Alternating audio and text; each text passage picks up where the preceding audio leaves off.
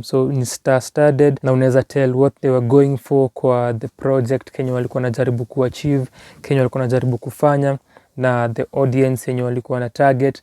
And acha kwanza ni mention kabla lazima Duru song number 7 featuring Joe Makini.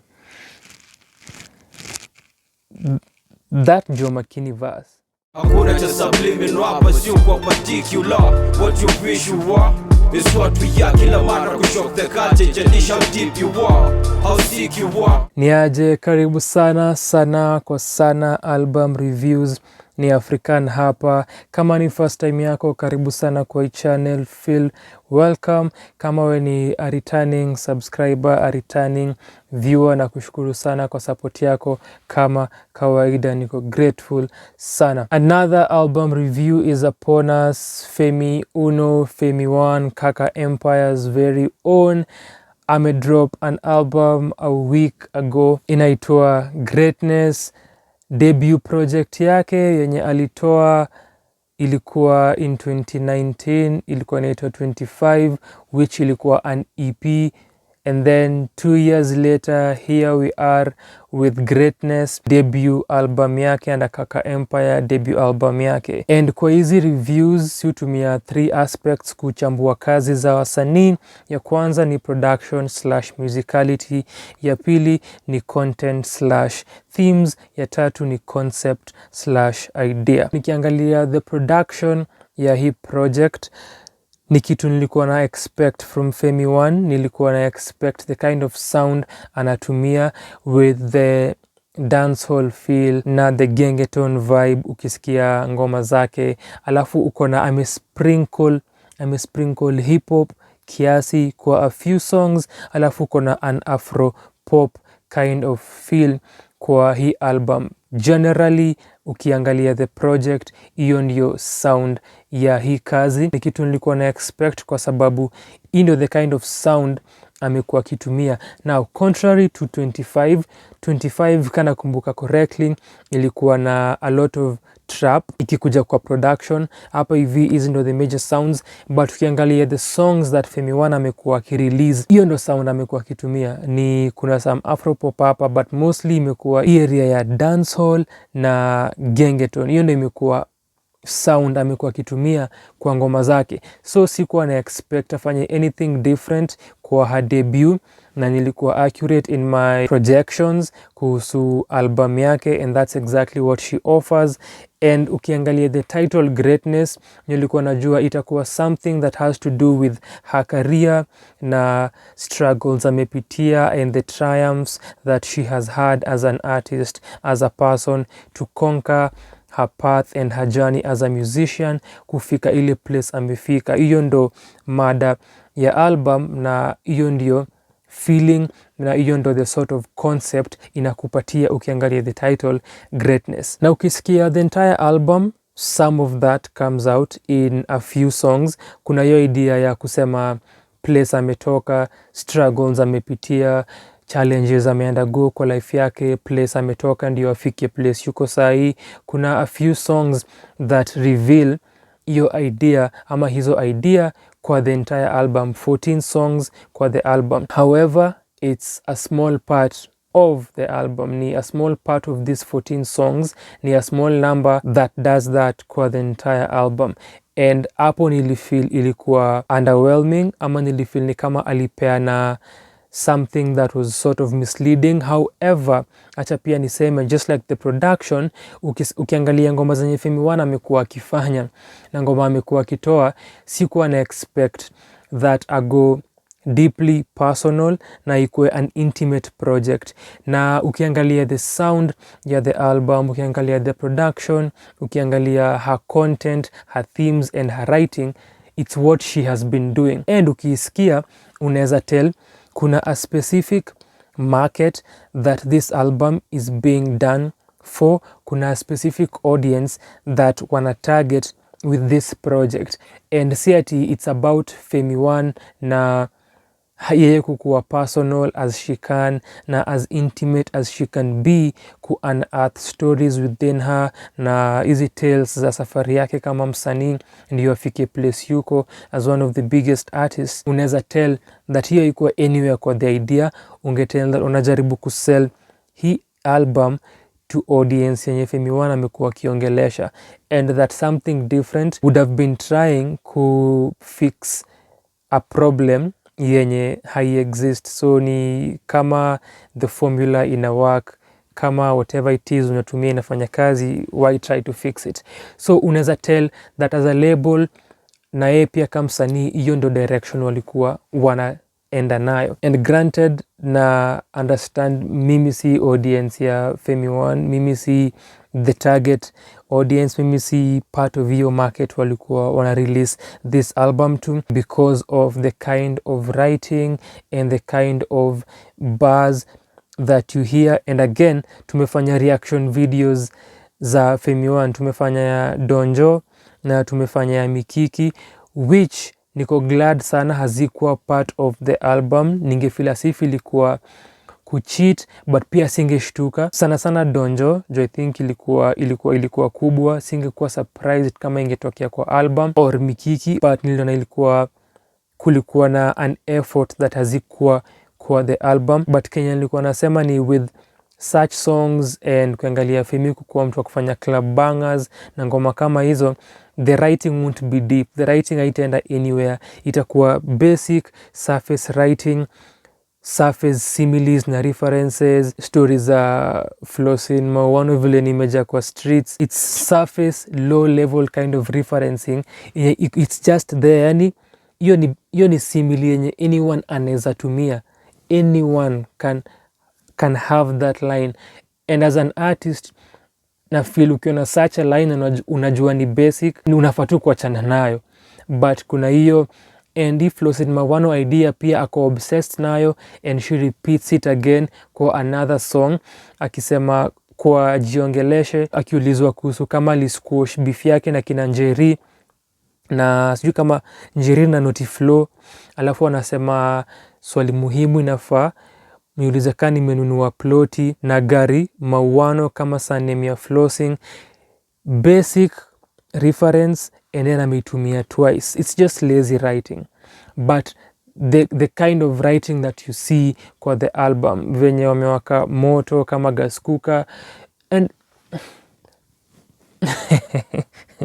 no, nimesema mimi si audience ya Femi One, and mimi si the target market, because that kind of writing, alafu the sound of the project is not for me, is not my cup of tea, na si kitu yenye nitaka niseme nitaka kuconsume na niku excited kusikiza. And hizi ni club bangers, zitakuwa tu on the surface, ngoma za teketeke tukisonga na tukimaliza. And so ukiangalia majority of the album ni club bangers, ni ngoma za kujibamba, watu wako club wana chill, wana have fun. Hiyo bi lekeni kwa jina ya Femi, nitashughulikia, tunakunywa this, tunafanya hii, tuko kwa magari kwenda past Mwiki. A large percentage of the album ni such songs, alafu kuna ngoma chache zenye zinatoka slightly outside of that and slightly zinagusia the idea of greatness,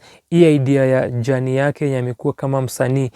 The other songs pia unaweza argue that zinagusia hiyo perspective na hiyo concept ya greatness, cause kusema how great of an artist she is. Yeye ndio the baddest out of our females, yeye ni bad bitch, nyinyi ni mapapi, so mtapigwa na party so hiyo pia yeye kusema venye yeye ni great and kuonesha venye ako na mado na ako kwa meetings kubwa sahi kama msanii. So kuna hiyo idea ya greatness, but hiyo idea ingine ya yeye kuonyesha safari yake, ana offer glimpses of that. So song number 1, Adonai, a gospel song featuring Ban Music, who anaimba Adonai anamshukuru somebody's daughter Muku Tafafa. Yeye kukuwa grateful to God, amekuwa there for her na amemshughulikia, amensure her plate is full na ana contemplate venye atamlipa. So kuna hiyo yenye ina sound somewhat personal, and then after that ni mgongo, immediately ina switch and kwa club banger. And then Femi does something that tumediscuss tukireview album ya Kahush ya last year, Wanted in Nairobi, where alikuwa na song number 2 as the intro after a song that already had started the album. So tumetoka kwa Adonai, then mgongo featuring Jadi, club banger, watu kujibamba, pinda mgongo, watu wana have fun.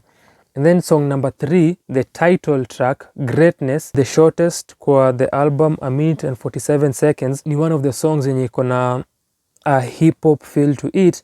Femi raps na nago off, hakuna chorus, hakuna nini, tuko kwa gari, tumeichunisha, tumeenda past Mwiki, inaanza na hiyo idea pia again ya kuhave fun na kujibamba, and then towards the end ana shift, anaanza kuget a bit personal, but ikiisha anasema ni salamu tu za rap, Femi sina mengi, na ini greatness, the album is ready.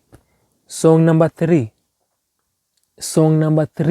the album is ready. Yeah, we know, we are listening to the album, of course it's ready.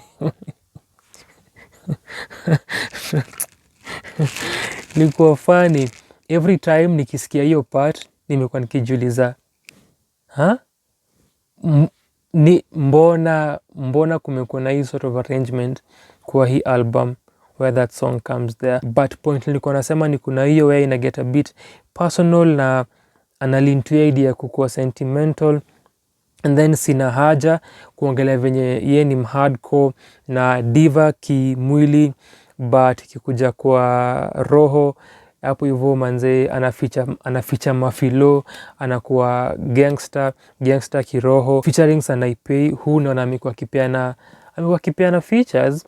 Nasema hivyo because kila time nikisikia hiyo ngoma nakumbuka feature yake kwa Kitenge ya Nviri, Baridi, and then pia last year alipea Nadia Mukami a feature as well. So naona amekuwa kipeana features, but sina haja, hiyo ndo the idea, sina haja na wewe, mi niko fiti solo, na nasema Nairobi itakufanya ufiche mafilo, hawa wanaume wanaweza kufuck up na wanaweza ku mess up. And sana pia kuna verse towards the end, but hapo pia nasema venye ako cautious kuhusu relationships na kuget involved na men, sort of personal, na hii ni idea pia that anagusia. Ukisikia some of these songs ni kitu yenye anarefer to, na ukisikia songs za Femi One previously ni kitu amekuwa akiongelea, hawa maboi wenyu wananitaka, but hapa hivi at least ali present in another way and not in that way where maboi wenyu wananitaka, although hiyo line ili refer to ya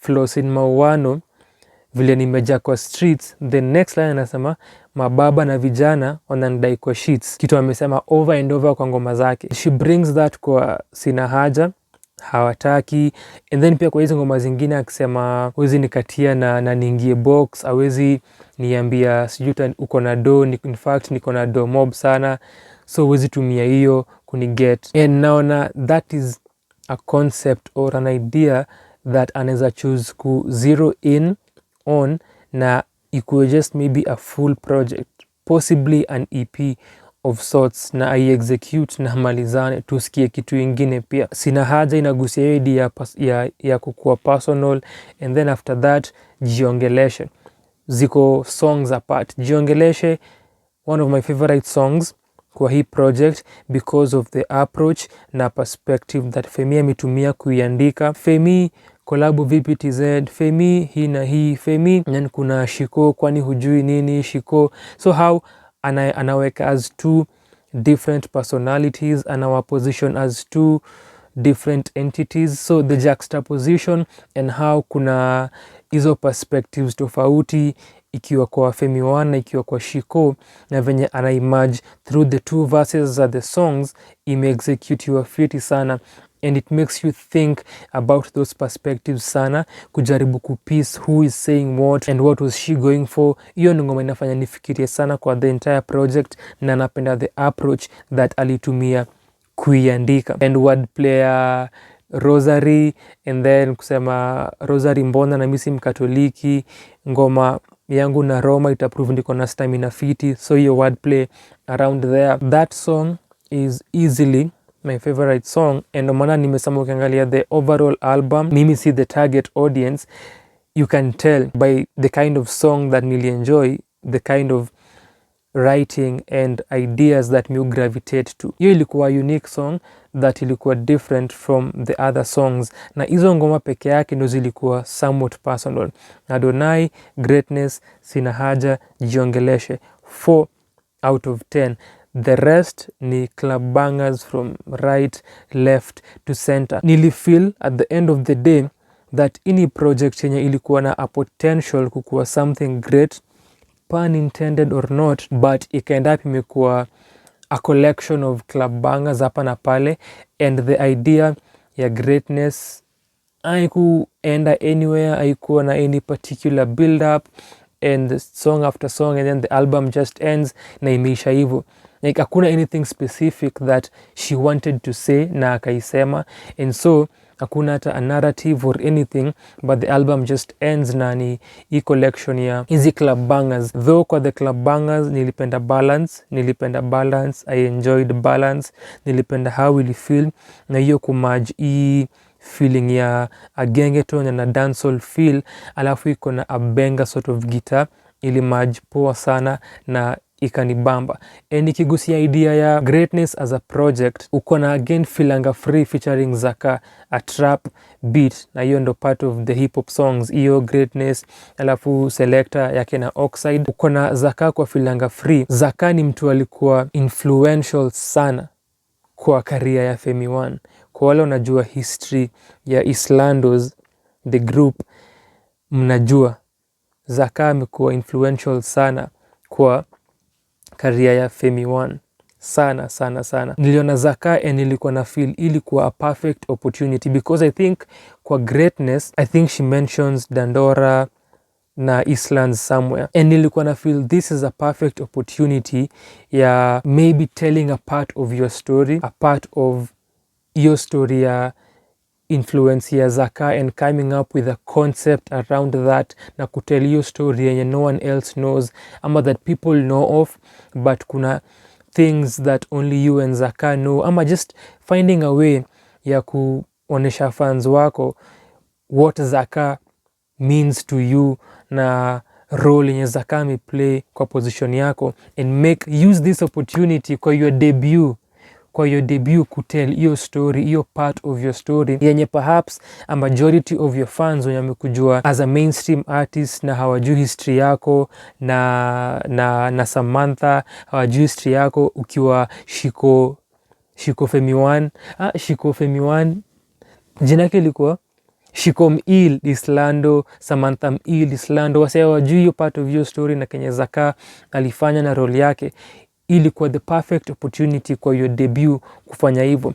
But it's a trap song yenye wanna have fun, Filanga Free, haina specific direction, Zaka doing his thing normally with his internal rhyming multisyllabic style ya kurap, though kuna parts na feel he just says things for the sake of maintain the rhyme scheme and not meaning much. And then verse ya Femi One weirdly ilikuwa ina feel a bit lower than the rest of the song. Fanya vitu zitafanya shtuke, sijui fupi kama bra na chupi, sijui kama bra kuwa fupi. Anyway, that's the song. Na so ikija kwa the mixing na the mastering, which was consistent kwa the entire album, kuna instances where it wasn't, and ni mbili. So hiyo ya kwanza kwa Filanga Free verse ya Femi One, and then the last song Diva featuring J-Rocks. The first time nikisikiza after Kuzina Nawe, which na feature Fefe Busi, ilienda kwa Diva, which ni J-Rocks kuuliza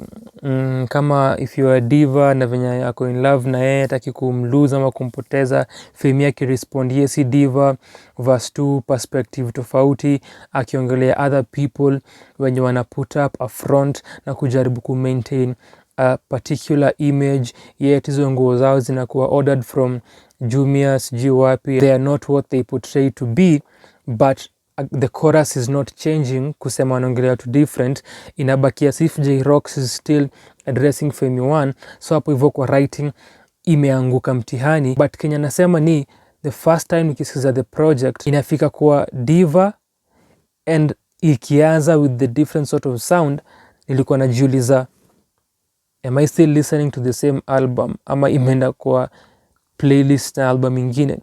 But najambia Boomplay never does that nikisikiza an album, so ilikuwa weird na peculiar. And then natoa naangalia phone, naona it's still the same, that's song number 14, but ina sound low sana than the rest of the project. Now that was very weird. Sijui nini ili happen kwa that part ya the mastering ya hiyo album song, but I didn't care about the song. Kila time nikisikiza, ikifika hapo kwa Vako, which is also another club banger, ilikuwa na a lazy chorus. Selector pia ilikuwa na a sort of a lazy chorus, but ikifika hapo kwa Vako, the next song ni Jiongelesha, which the concept ilinibamba, but after that song number 11 muanza kucheck out na muko exhausted at that point.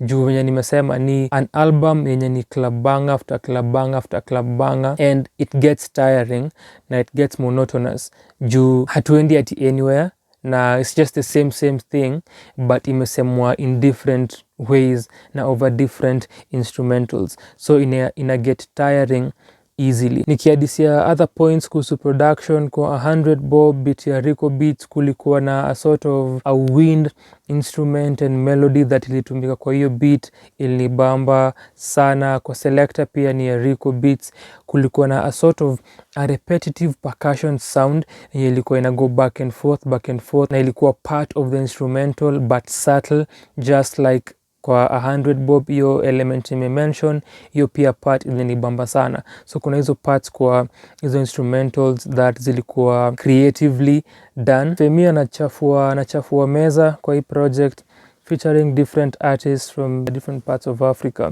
na wasanii tofauti pia toka Kenya. Ni star-studded na unaweza tell what they were going for kwa the project, Kenya walikuwa wanajaribu kuachieve, Kenya walikuwa wanajaribu kufanya na the audience yenye walikuwa na target. And acha kwanza ni mention, lazima Duru song number 7 featuring Joe Makini. That Joe Makini verse ni weak, feeble, quite feeble, especially towards the end akisema monkey see, monkey do, and then it gets into that last part of the verse. Hizo rap ni mitumba pelekeni Gikomba. Kwanza hizi ni nini? Uni mseme ameisha ikiandika rap for such a long time to be saying such lines. Inaisha sema style moja kama kauka ni kuvae tu, and it sounded off, it sounded bad. Ilikuwa mbaya. Nikimalizia, nilihisi ilikuwa an amazing chance ya Femi One kushare light into her journey and place amefika na cement idea greatness, but na feel ilikuwa undermined by the artist herself. But ukumbuke nimemention, you can tell what they were going for and what they wanted to achieve with the songs now with the sound, but still with the idea of greatness kulikuwa na more to offer. And then lastly, why would someone call an album greatness? It's lazy, it's weak, it's a terrible title for an album. Ni mada mbovu sana for an album. Greatness. Anyway, kama umesikiza Greatness ya Femi Uno, Kaka Empire's own, niambie what you think about the body of work. Niambie maoni yako kuhusu debut ya Femi One. Asante sana kwa kuwatch. Kuna very many more album reviews and project reviews zenye unaweza check out. Feel free kuziangalia na asante sana kwa kutazama.